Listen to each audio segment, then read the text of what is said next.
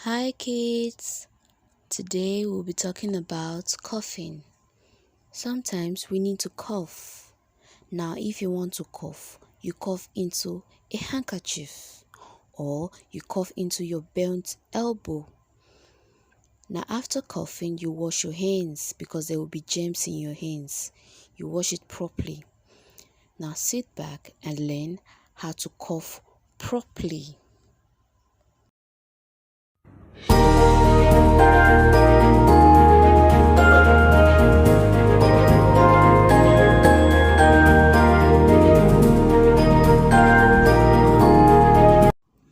Welcome back kids. Hope you enjoyed learning how to cough properly. Now remember to attempt your quiz and also to do your assignments. Bye.